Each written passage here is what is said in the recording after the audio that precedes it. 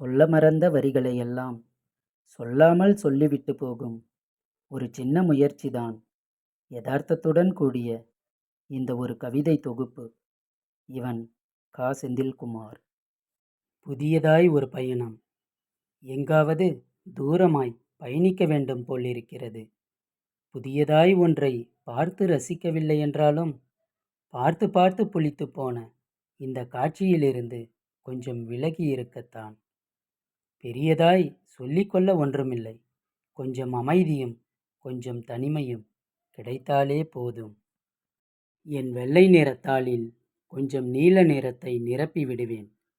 அந்த காலி ஒற்றை கோப்பையில் கொஞ்சம் தேநீரை தேங்க விடுவேன். கொண்டு வந்த அந்த ஒருவேளை உணவை ஜீவராசிகளுக்கு பல நாள் உணவாய் மாற்றிவிட்டு போவேன்.